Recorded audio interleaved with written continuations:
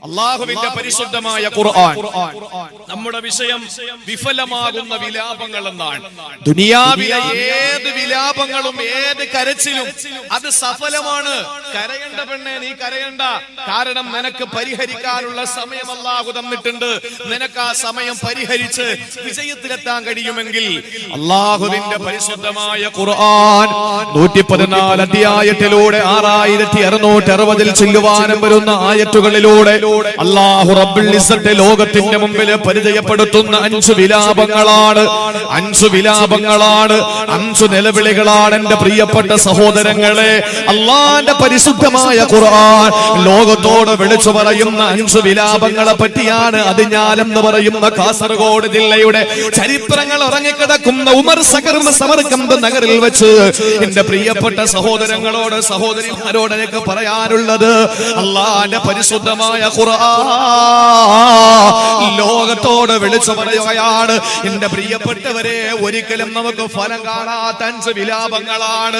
ഒരിക്കലും നമുക്ക് ഫലം കാണാത്ത 5 നിലവിളികളാണ്. നാളെ പരലോകത്തേക്ക് കടന്നു ചെല്ലുമ്പോ അല്ലാഹുവിന്റെ പരിശുദ്ധമായ ഖുർആൻ പറയുകയാണ്, ആരും നമ്മളെ സഹായിക്കാനില്ലാത്ത മഹ്ശറയുണ്ടല്ലോ. എന്റെ പ്രിയപ്പെട്ട പെങ്ങളോട് ഞാൻ പറയുകയാ, നിന്റെ രാത്രികളെ ധന്യമാക്കി മാറ്റുന്ന, നിന്റെ മാറിടത്തിന്റെ സുഗന്ധമേറ്റുവാങ്ങി നിന്റെ പ്രിയപ്പെട്ട ഭർത്താവുണ്ടല്ലോ, ആ പ്രിയപ്പെട്ട സ്നേഹഭാജനമായ പ്രേമഭാജനമായ നിന്റെ കരളിന്റെ രാജകുമാരനില്ലേ, ഇന്ന് നേരം വെളുത്തു കഴിഞ്ഞ സഹോദരങ്ങളെ വാലന്റൈൻസ് ഡേ ആണ്. പരസ്പരം പ്രണയിക്കുന്നവർക്കുള്ള ദിനമാണ്. നമുക്കൊന്ന് പറയാം പ്രിയപ്പെട്ടവരെ, എത്ര സ്നേഹത്തോടെ സന്തോഷത്തോടെ രമ്യതയിലൂടെ ഐക്യത്തോടെ കഴിയുന്നവരാണെങ്കിൽ നാളെ പരലോകത്ത് വന്നാൽ അല്ലാഹുവിന്റെ പരിശുദ്ധമായ ഖുർആൻ പറഞ്ഞല്ലോ, ആണ് പെണ്ണിനെ കാണുമ്പോൾ ഓടി വിളിക്കുകയാണ്. പ്രിയപ്പെട്ട ഭർത്താവ് ഭാര്യയെ കാണുമ്പോൾ ഓടി വിളിക്കുകയാണ്. ഭാര്യ ഭർത്താവിനെ കാണുമ്പോൾ ഓടി മറയുകയാണ്. പ്രിയപ്പെട്ട പൊന്നുമക്കള് മാതാപിതാക്കളെ കാണുമ്പോ, മാതാപിതാക്കള് പൊന്നുമക്കളെ കാണുമ്പോ അല്ലാഹുവേ, എല്ലാവരുടെ കണ്ണിൽ നിന്നും ഓടി മറയുന്ന മഹ്ശറയുണ്ടല്ലോ, ആ മഹ്ശറയിലോട്ട് കടന്നു വരുമ്പോ വിഫലമാകുന്ന 5 വിലാപങ്ങളെ പറ്റിയിട്ട് അല്ലാഹു പരിചയപ്പെടുത്തുകയാണ്. എന്ന് പറഞ്ഞാല് ഫലം കാണാത്ത നീ എവിടെ നിലവിളിക്കുന്ന പടച്ചവനെ, ഇവിടെ ദുനിയാവിലാണ് നീ കരഞ്ഞതെങ്കിലോ അല്ലാഹുവേ പരാജയപ്പെട്ടു പോയി, കെട്ടിവെച്ച പൈസ പോലും കിട്ടിയില്ല എന്ന് പറഞ്ഞാല് പൊന്നുമോനെ സങ്കടപ്പെടണ്ട. 3 കൊല്ലം കഴിഞ്ഞാ നിനക്ക് വീണ്ടും മത്സരിച്ചു ജയിക്കാം. പക്ഷെ നാളെ പരലോകത്ത് വരുമ്പോൾ 5 വിലാപങ്ങളെ പറ്റി അല്ലാഹുവിന്റെ ഖുർആൻ പരിചയപ്പെടുത്തിയ വിഫലമാകുന്ന വിലാപങ്ങളിൽ നിലവിളികളിൽ 5 നിലവിളികളും എന്റെ പ്രിയപ്പെട്ടവരെ പരിഹരിക്കാൻ കഴിയില്ല. അതുകൊണ്ടൊന്ന് ഉണർന്നിരുന്ന് കേൾക്കുമോ, ഒന്നുണർന്നിരുന്ന് ശ്രദ്ധിക്കുമോ? ജീവിതത്തിന്റെ മാറ്റത്തിന്റെ മാറ്റുലിയായി മാറാൻ ഈ മതവിജ്ഞാന വേദി മാറട്ടെ, പരിവർത്തനത്തിന്റെ പടഹത്വനിയായി മാറാൻ ഈ മതപ്രസംഗ പരമ്പര മാറട്ടെ. അതുകൊണ്ട് സഹോദരങ്ങളെ ശ്രദ്ധയോടെ ഒന്ന് കേൾക്കുമോ? അല്ലാഹുവിന്റെ ഖുർആൻ പരിചയപ്പെടുത്തിയ 5 നിലവിളികളുണ്ട്. നാളെ പരലോകത്ത് വരുമ്പോ നിലവിളിക്കുന്ന നിലവിളികളാണ്. ഇത് ഫിർഔന് നിലവിളിക്കുന്നതാണ്, ഹാമാൻ നിലവിളിക്കുന്നതാണ്, ഖാറൂൻ നിലവിളിക്കുന്നതാണ്, ഹിറ്റ്ലർ നിലവിളിക്കുന്നതാണ്, മുസോളിനി നിലവിളിക്കുന്നതാണ്. അല്ലാഹു നമ്മളെ കാക്കട്ടെ, ഞാനും നിങ്ങളും നിലവിളിക്കുന്നതാണ്. അല്ലാഹുവേ, ഈ സദസ്സിന്റെ ബറക്കത്ത് കൊണ്ട് ഞങ്ങളെ കാത്തുകൊള്ളണേ, ഞങ്ങളെ കാക്കണേ അല്ലാ. നാളെ പരലോകത്തിന്റെ പെങ്ങളെ 1000 വട്ടം ഞാൻ എന്റെ പെങ്ങളോട് ഹൃദയം കൊണ്ട് പറയുകയാണ്, ഇന്നത്തെ ദിവസം നിങ്ങൾ ഉറങ്ങല്ലേ, ഇന്നത്തെ ഈ 2 മണിക്കൂർ നിങ്ങൾ ഉറങ്ങല്ലേ. നിങ്ങളുടെ ജീവിതത്തിൽ എന്റെ പ്രിയപ്പെട്ടവരെ മാറാ കഴിയണമെങ്കിൽ മാറാൻ പറ്റുന്ന ഒരു പ്രസംഗമാണ്. 1000 വട്ടം എന്റെ നഫ്സിനോട്, എന്റെ ശരീരത്തോട്, അതിൽ 1 വട്ടമാണ് നിങ്ങളോട് ഞാൻ പ്രസംഗിക്കുന്നത്. അല്ലാഹു തന്നെ പറഞ്ഞല്ലോ, പരിശുദ്ധമായ ഖുർആൻ സൂറത്തുൽ ഫജ്ർ ഉണ്ടല്ലോ, ആ സൂറത്തുൽ ഫജ്റിലൂടെ അല്ലാഹു പറയുകയാണ്, കല്ലാ ഇദാ ദുഖത്തിൽ അർളു ദക്കന ദക്കാ. ഈ പച്ചപ്പട്ട് വിരിച്ചതുപോലുള്ള ഭൗമോപരിതലമുണ്ടല്ലോ, ഈ പച്ചപ്പട്ട് വിരിച്ചതുപോലുള്ള ഭൂമി ഉണ്ടല്ലോ, ഈ ഭൂമി അല്ലാഹു പൊടിപടലങ്ങളായി പാർപ്പിച്ച് ഈ ഭൂമി അല്ലാഹു സുബ്ഹാനഹു വ തആല ധൂമധൂളികളാക്കി മാറ്റിക്കളഞ്ഞാൽ ഞാനും നിങ്ങളും കാണുന്ന പടുകൂറ്റം പർവ്വതങ്ങൾ പോലും അപ്പുപ്പൻ താടി പോലെ പാറിക്കളിക്കുന്ന ഒരു കാലം വരും എന്റെ പ്രിയപ്പെട്ടവര്. അത് ലോകാവസാനത്തിന്റെ സമയമാണ്. ആ കാലഘട്ടത്തിലെ ഭൂമിയെ പടച്ചതമ്പുരാ പൊടിപടലങ്ങളായി ധൂമധൂളികളായി പാറിപ്പിക്കുന്ന സമയത്ത് അല്ല പറയുന്നു അല്ലാഹു ഇറങ്ങി വരികയാണ്. മഹ്ശറ സഭയിലെ കഥയെ പറ്റിയാണ് പ്രിയപ്പെട്ടവരെ പറയുന്നത്. അല്ലാഹു മഹ്ശറയിൽ ഒരുമിച്ച് കൂടുന്ന ജനവിഭാഗത്തിന്റെ മുമ്പിൽ ഈ അതിഞ്ഞാലുള്ളവര് മാത്രമല്ല, കാസർഗോഡ് ജില്ലക്കാര് മാത്രമല്ല, കേരളത്തിലുള്ളവര് മാത്രമല്ല, ഇന്ത്യയിലുള്ളവര് മാത്രമല്ല, ഈ ഏഷ്യയിലുള്ളവര് മാത്രമല്ല, ആകാശത്തിന് ഭൂമിക്ക് മുകളിലുള്ള മുഴുവനും പടച്ചതമ്പുരാന്റെ കോടതിയിൽ ഒരുമിച്ച് കൂടുമ്പോ അല്ലാഹുവിന്റെ പരിശുദ്ധമായ ഖുർആൻ പറയുകയാണ് അല്ലാഹു ഹാജരാവുകയാണ്. പെങ്ങളെ നീ ആർക്കു വേണ്ടിയാണ് നമസ്കരിച്ചത്? ആർക്കു വേണ്ടിയാണ് തൊണ്ട പൊട്ടിക്കീരി നോമ്പ് പിടിച്ചത്? ആർക്കു വേണ്ടിയിട്ടാണ് നീ പ്രഭാതം മുതൽ പ്രദോഷം വരെ പട്ടിണി കിടന്നത്? ആ പടച്ചതമ്പുരാ ഹാജരായിരിക്കുകയാണ്. ആ അല്ലാഹു ഹാജരായിരിക്കുകയാണ്. സഹോദരങ്ങളെ, ഖുർആൻ പറയുന്നു വൽ മലക്കു സഫന സഫാ. നാലു ഭാഗത്ത് അല്ലാഹുവിന്റെ മലക്കുകൾ അങ്ങ് വലയം തീർത്തിരിക്കുകയാണ്. അങ്ങനെ നാലു ഭാഗത്ത് മാലാഖം വലയം തീർത്ത് ഒരാൾക്ക് പോലും പിന്നിലോട്ട് മാറാൻ കഴിയാതെ അടിഞ്ഞാലുമർ സമർക്കുന്ന നഗരിലെ പ്രസംഗം കേൾക്കാവുന്നവരെ, നിങ്ങൾക്ക് എപ്പോഴും വേണമെങ്കിലും എഴുന്നേറ്റ് പോകാം. ഇവിടുത്തെ വളണ്ടിയർമാർ നിങ്ങളെ തടഞ്ഞു വെക്കൂല. പക്ഷെ അല്ലാഹുവിന്റെ പരലോകത്ത് വന്നാൽ, അല്ലാഹുവിന്റെ കോടതിയിൽ വന്നാൽ ഒരു കുഞ്ഞിന് പോലും ഒരു ഇഞ്ച് പോലും പിന്നിലോട്ടൊന്ന് കാല് മാറ്റി വെക്കാൻ പറ്റില്ല. എന്തുകൊണ്ടെന്നറിയുമോ? അല്ലാഹുവിന്റെ മാലാഖമാര് സംരക്ഷണ വലയം തീർത്തിരിക്കുകയാണ്. നിന്റെ മുമ്പിൽ നിൽക്കുന്നതാരാണ്? പടച്ചതമ്പുരാനാണ്. നാലു ഭാഗത്ത് അല്ലാഹുവിന്റെ മലക്കുകൾ വന്ന് നിരനിരയായി അണിയണിയായി വരിവരിയായി നിൽക്കുകയാണ്. ആ സമയത്തിന്റെ പ്രിയപ്പെട്ടവരെ, ഒരു വലിയ ശബ്ദം കേൾക്കുകയാണ്. എന്താണ് ശബ്ദം കേട്ടതെന്നറിയുമോ? ആ ശബ്ദം കേട്ട ഭാഗത്തേക്ക് ഞാനും നിങ്ങൾ നോക്കുമ്പോ സുബ്ഹാനല്ലാഹ്, അല്ലാഹുവിന്റെ കത്തിയാളുന്ന നരകത്തെ കൊണ്ടുവരികയാണ്. 70,000 ചങ്ങലകളിൽ ബന്ധിച്ചുകൊണ്ട് ഓരോ ചങ്ങലകളിൽ 70,000 മാലാഖമാര് പിടിച്ചു വലിച്ച് അല്ലാഹുവിന്റെ നരകത്തെ കൊണ്ടുവരുന്ന സമയത്താണ് അവിടെ ഒന്നാമത്തെ നിലവിളി വരുന്നത്. അവിടെയാണ് വിഫലമാകുന്ന വിലാപങ്ങളിൽ ഒന്നാമത്തെ വിലാപം വരുന്നത്. അവിടെ നിന്നുകൊണ്ട് മനുഷ്യൻ ചിന്തിക്കുകയാണ്, മനുഷ്യൻ അവിടെ നിന്ന് ചിന്തിക്കുകയാണ്, അല്ലാഹുവേ ബാങ്ക് കേട്ടപ്പോൾ പള്ളിയിൽ കയറിയില്ല. അല്ലാഹുവേ ബാങ്ക് കേട്ടപ്പോൾ, പരിശുദ്ധമായ പള്ളിയിൽ നിന്ന് ബാങ്ക് കേട്ടപ്പോൾ ഞാൻ സീരിയലിന്റെ മുമ്പിൽ കിടക്കുകയായിരുന്നു.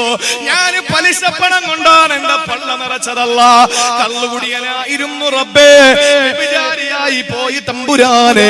അല്ലാഹുവേ ജീവിതത്തിൽ ഞാൻ സുഹൃതങ്ങളൊന്നും ചെയ്തില്ല. ഞാൻ ദുരാചാരത്തിന്റെ തേരിലേറെ സഞ്ചരിച്ചവനാണ്. ഞാൻ തെമ്മാടിയായി ആഭാസപരത്തോടെ ജീവിച്ചവനാണ്. അല്ലാഹുവേ എനിക്കൊന്നും ചെയ്യാൻ കഴിഞ്ഞില്ലല്ലോ. എപ്പോഴാണ് പൊന്നുമോനെ ചിന്തിക്കുന്നത്? പള്ളിയിൽ നിന്ന് ബാങ്ക് വിളിച്ചപ്പോൾ ചിന്തിച്ചില്ല. റമദാനിന്റെ പൊന്നമ്പിളി വാനിൽ കണ്ടപ്പോൾ ചിന്തിച്ചില്ല. സമ്പത്തിന്റെ കണക്ക് കാൽക്കുലേഷൻ നടത്തിയപ്പോൾ ചിന്തിച്ചില്ല. പരിശുദ്ധമായ ഹജ്ജ് മാസം വന്നപ്പോഴും ചിന്തിച്ചില്ല. നിന്റെ മുമ്പിൽ പാവപ്പെട്ടവന് വന്നപ്പോൾ ചിന്തിച്ചില്ല. പിന്നെ എപ്പോഴാണ് ചിന്തിക്കുന്നത്?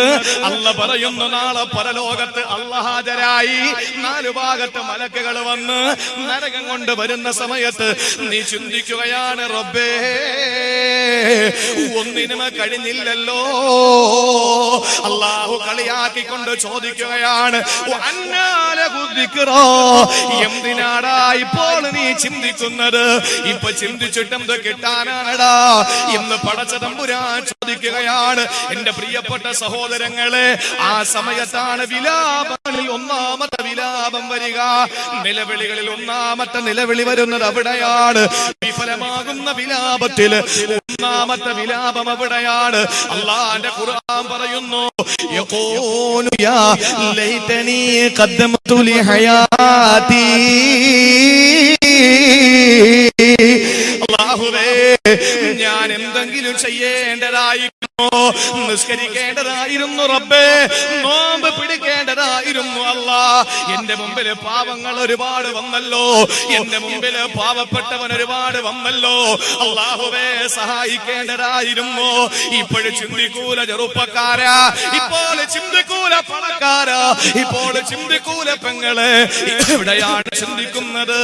നാളെ റബ്ബിന്റെ മുമ്പിൽ എത്തുമ്പോഴാണ്. അല്ലാഹുവിന്റെ ഖുർആൻ പറഞ്ഞ 5 നിലവിളികളിൽ ഒന്നാമത്തെ നിലവിളി എവിടെയാണ്? യഖൂലു യാ ലൈതനി ഖദ്ദമതു ലിഹയാതി. അല്ലാഹു മനസ്സിലാക്കാനുള്ള തൗഫീഖ് നൽകി അനുഗ്രഹിക്കുമാറാവട്ടെ. എന്റെ പ്രിയപ്പെട്ട സഹോദരങ്ങളെ, പരിശുദ്ധമായ ഖുർആൻ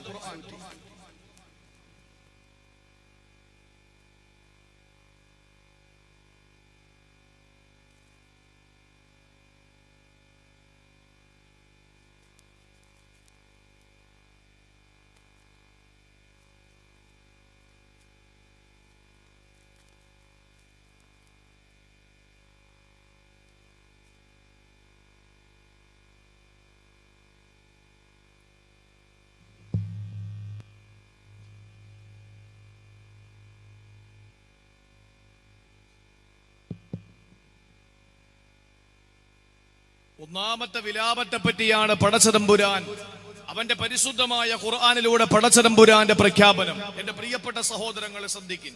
അള്ളാഹുവിന്റെ ഖുർആൻ പറഞ്ഞു, നാളെ പരലോകത്ത് ചെല്ലുമ്പോൾ കുറയ്ക്കരുത്.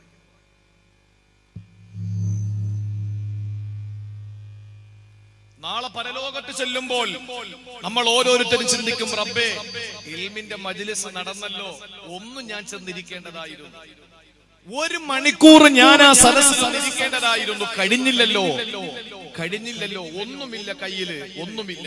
എന്റെ പ്രിയപ്പെട്ട സഹോദരങ്ങളെ, ഞാനും നിങ്ങളും നാളെ അഭിമുഖീകരിക്കാൻ പോകുന്ന, ഞാനും നിങ്ങളും നാളെ അനുഭവിക്കാൻ പോകുന്ന ഒന്നാമത്തെ വിലാപത്തെ പറ്റിയിട്ട് പടച്ചതമ്പുരാന്റെ പരിശുദ്ധ ഖുർആൻ സൂറത്തുൽ ഫജ്ർ ഒന്ന് മറിച്ചു നോക്കേണ്ട പ്രിയപ്പെട്ടവരെ.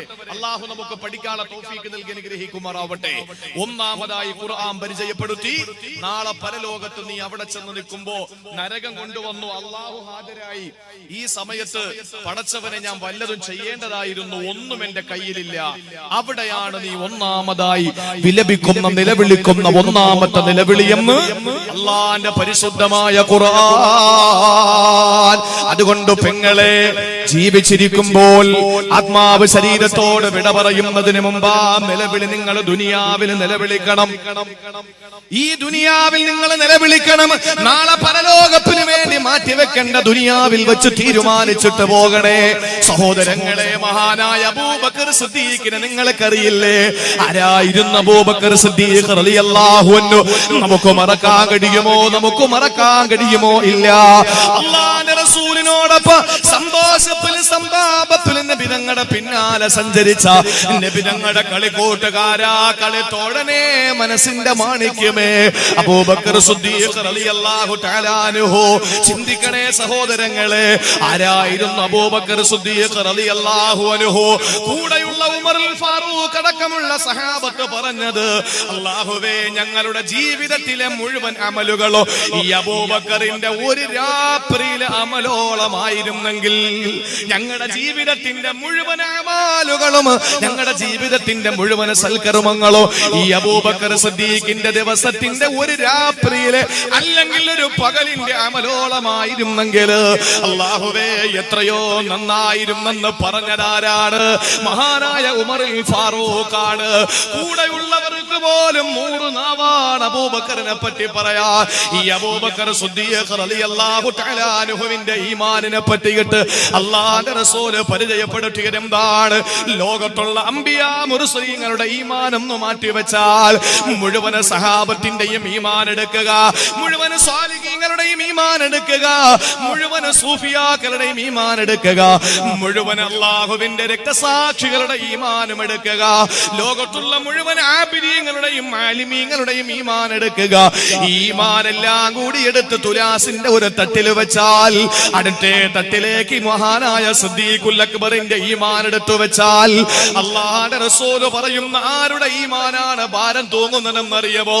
കാസർഗോഡ് ജില്ലയിലുള്ള ആളുകളുടെ ഈമാനല്ല, ആകാശപ്പിടാതെ ഭൂമിക്ക് മുകളിലുള്ള മുഴുവനും മനുഷ്യന്റെയും ഈമാൻ എടുത്ത് നമ്മൾ വിശ്വസിക്കുന്ന ഈമാൻ ഉണ്ടല്ലോ, ഈമാൻ എടുത്തിട്ട് തുലാസിന്റെ ഒരു തട്ടിലേക്ക് വെച്ചിട്ട് അടുത്ത തട്ടിലെ ഈമാൻ അബൂബക്കർ സിദ്ദീഖിന്റെ ഈമാൻ എടുത്തു വെച്ചാൽ ലോകത്തിന്റെ നായകന് പറയുകയാണ്, വല്ലാഹി അബൂബക്കറിന്റെ ഈമാനിന് ഭാരം വരുന്നതാണ്, അബൂബക്കറിന്റെ ഈമാനിന് ഭാരം വരുന്നതാണ്. അത്ര വലിയ ഈമാനിന്റെ മഹത്വമുള്ള ഒരുപാട് അമലുകൾ ചെയ്ത അബൂബക്കർ സിദ്ദീഖ് തങ്ങള് സ്വർഗ്ഗത്തിലേക്ക് പോകാനുള്ള പാസ് അല്ലാഹുവിന്റെ റസൂൽ കയ്യിലേൽപ്പിച്ചിരിക്കുകയാണ്. 10 പേരുടെ മുഖത്ത് നോക്കിയിട്ട് നിങ്ങൾ സ്വർഗ്ഗത്തിലെന്ന് പറഞ്ഞ അല്ലാഹുവിന്റെ റസൂൽ സ്വർഗ്ഗത്തിലേക്ക് പോകാനുള്ള സുവിശേഷം അറിയിച്ച ഒന്നാമനായ അബൂബക്കർ സിദ്ദീഖ് റളിയല്ലാഹു തആല അൻഹു പറഞ്ഞതെന്താണ്? ജീവിതത്തിൽ എന്റെ പ്രിയപ്പെട്ടവരെ ഒരു കറാഹത്ത് പോലും ചെയ്തിട്ടില്ല, ഒരു ഹറാമ് പോലും ചെയ്തിട്ടില്ല, ഒരു ഫർള് പോലും ഒഴിവാക്കിയിട്ടില്ല, ഒരു സുന്നത്ത് പോലും ഒഴിവാക്കിയിട്ടില്ല. അങ്ങനെയുള്ള അബൂബക്കർ സിദ്ദീഖ് തങ്ങൾ പറഞ്ഞതെന്തെന്നറിയോ? നാളെ പരലോകത്ത് ചെന്ന് പടച്ചവനെ ഞാൻ അമലുകൾ ചെയ്യേണ്ടതായിരുന്നു എന്ന് പരലോകത്തിലല്ല പറഞ്ഞത്. പച്ചയായ മനുഷ്യനായി പച്ച മണ്ണിലൂടെ നടന്നു പോകുമ്പോ സിദ്ദീഖുൽ അക്ബർ റളിയല്ലാഹു അൻഹു പറഞ്ഞതെന്താണ്? കൈഫ ഹാലി യാ ഇലാഹി ലൈസ ലീ ഖൈറുൽ അമൽ സൂഉ അഫ്ആലി കസീറുൻ زاد طاعتي قليل كيف حالي يا إلهي ليس لي خير العمل سوء أفعالي كثير زاد طاعتي قليل. അബൂബക്കർ തങ്ങൾ പറഞ്ഞതെന്താണ്? അബൂബക്കർ തങ്ങൾ പ്രാർത്ഥിച്ചതെന്താണ്? കൈഫ ഹാലി യാ ഇലാഹി, അല്ലാഹുവേ എന്റെ അവസ്ഥ എന്താകുമെന്ന് പടച്ചവനെ, എന്റെ അവസ്ഥ എന്താകും പടച്ചവനെ? എന്തുകൊണ്ടാണ്? ലൈസ ലീ ഖൈറുൽ അമൽ, എനിക്ക് ഒരു നന്മകളുമില്ല, ഒരു നന്മയും ഞാൻ ചെയ്തിട്ടില്ല. ആരായി പറയുന്നത്? ഉമർ റളിയല്ലാഹു അൻഹു പറഞ്ഞു, എന്റെ ജീവിതത്തിന്റെ മുഴുവൻ അമലുകളും അബൂബക്കർ സിദ്ദീഖിന്റെ ഒരു രാത്രിയിലെ ഒരു പകലിന്റെ അമലോളമായിരുന്നില്ലെങ്കിൽ എന്നാഗ്രഹിച്ചു പോയ ഉമർ ബിൻ ഖത്താബ് റളിയല്ലാഹു അൻഹു പോലും കൊതിച്ചു പോയ ഈ സിദ്ദീഖ് തങ്ങൾ പറയുന്നത് എന്താണ്? അല്ലാഹുവേ എനിക്ക് അമലുകളൊന്നുമില്ല, എന്താകും എന്റെ അവസ്ഥ?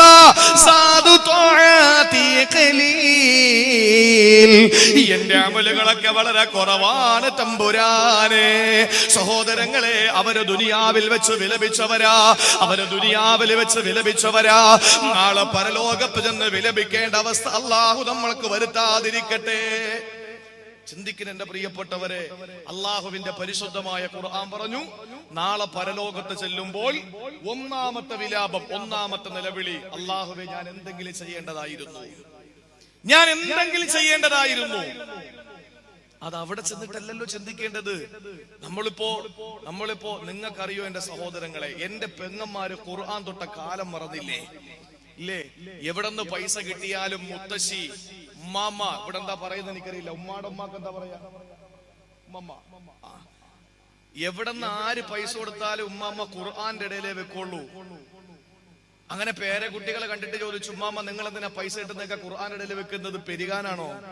അല്ല, ഖുർആന്റെ ഇടയിൽ വെച്ചാൽ അത് ആരും എടുക്കൂല. കാരണം ആരെങ്കിലും എടുത്ത് ഖുർആൻ നിവർത്തി നോക്കിയാലല്ലേ പൈസ കാണൂ.